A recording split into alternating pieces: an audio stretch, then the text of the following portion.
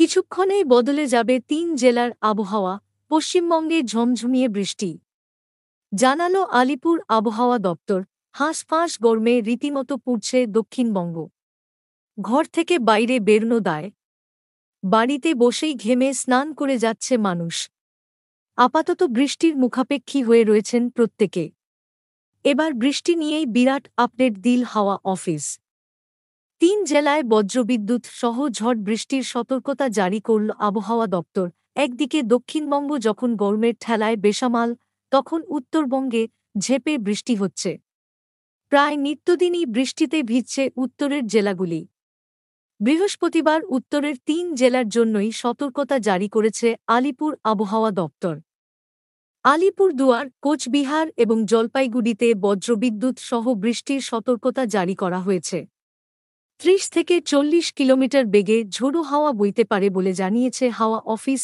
আবহাওয়া দপ্তরের তরফ থেকে জানানো হয়েছে, উত্তরবঙ্গে প্রবল বৃষ্টি হতে চলেছে। আলিপুরদুয়ার এবং কোচবিহারে ভারী বৃষ্টিপাত হবে। তবে দক্ষিণবঙ্গের পশ্চিমে দাবদাহ এবং বাকি জেলাগুলিতে গরমজনিত অস্বস্তি বজায় থাকবে। ৩টি জেলায় তাপপ্রবাহের সতর্কতা জারি থাকবে আজকেও। হাওয়া অফিসের অনুমান, সপ্তাহান্তে দক্ষিণবঙ্গে ঝড় বৃষ্টির পরিমাণ বৃদ্ধি পেতে পারে। আবহাওয়াবিদরা আবার বলছেন, আগামী সপ্তাহে বর্ষা প্রবেশ করতে পারে। ভারী বৃষ্টিপাতের সম্ভাবনা রয়েছে দক্ষিণবঙ্গে। এদিকে লাগাতার বৃষ্টি চলছে উত্তরবঙ্গে। ভারী থেকে অতি ভারী বৃষ্টির কারণে সেখানে রীতিমতো দুর্যোগের পরিস্থিতি তৈরি হয়েছে। উত্তরবঙ্গের পাশাপাশি মেঘালয়, সিকিম, ভুটান, অসমে অতি ভারী বৃষ্টিপাতের দরুন নিচু এলাকাগুলি প্লাবিত হওয়ার একটা আশঙ্কা তৈরি হয়েছে। অন্যদিকে পার্বত্য এলাকায় আবার ধস নামতে পারে বলে জানানো হয়েছে।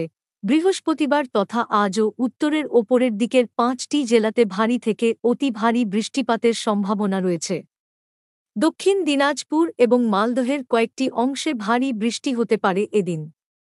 অন্যদিকে দক্ষিণবঙ্গের ক্ষেত্রে কলকাতা, হাওড়া, হুগলি এবং উপকূলবর্তী ২টি জেলা বাদে বাকি প্রত্যেকটি জেলায় বিক্ষিপ্ত বৃষ্টিপাতের সম্ভাবনা রয়েছে।